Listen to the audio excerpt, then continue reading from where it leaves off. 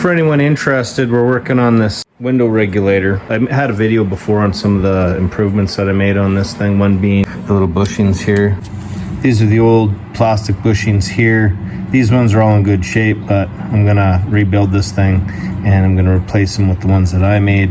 So I replaced these with this little bushing here, and all that is a 1/4 inch Allen head bolt, and then I've kind of like ground the end down to fit, and then here's the bushing that I made, and then I take those, I cut those off, and then I put these ones on here, and all I do, grind off the back, I pound that through, and then I get a 1/4 inch tap that out, and then I set my bolt in here when I thread that in, and then I tack it on there, cut the excess bolt off, and then weld that on, and then now we've got a permanent steel bushing in there.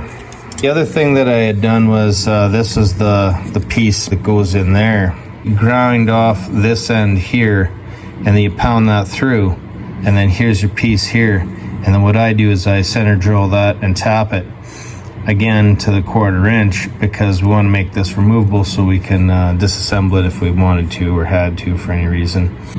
What happened was this is hardened, and so when I drilled it through and then I started tapping it, it took that and it spread it out, and then it broke it in half. So it could have been an unlucky accident, really. So what I ended up doing was I built a new one here, and then on this one, while I was building it and playing around with it, what I did was I made this piece in here. Like, you see how shallow that is?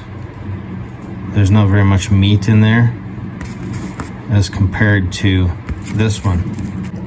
So now you can see the amount of material that I added there.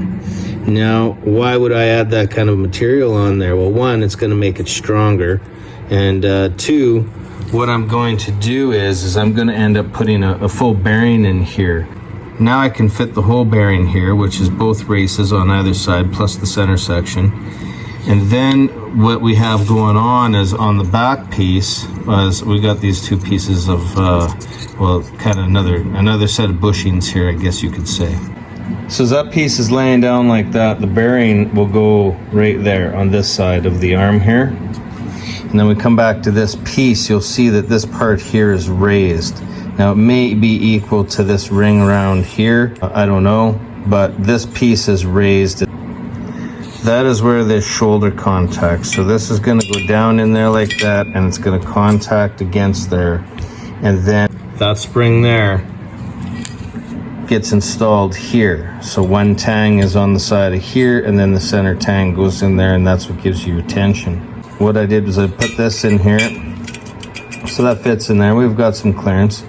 And then what I ended up doing was I ended up making this. Now this wasn't intentional, it just happened as I was building it. And it happened because when I was machining this piece, I machined that shoulder down too far. So I had to shim it back up. This is my shim. And then I got to thinking that that's not such a bad deal, because if you were to build this thing, you would want shims so that you would be able to adjust it.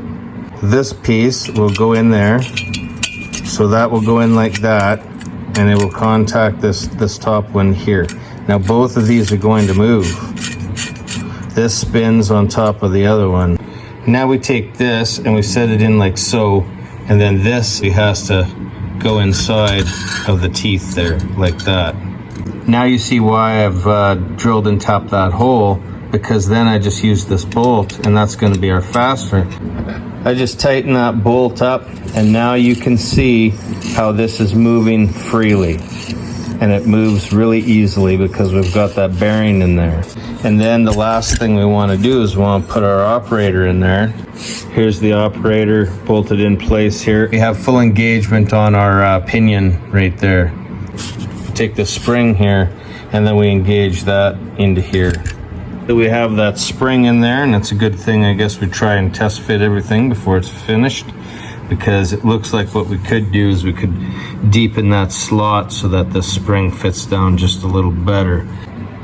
From this angle here, you can see that it looks fine, and it's grabbing its tang like it's supposed to, and everything should work properly. It'll be interesting to see if this works any better than what we currently have in the vehicle right now.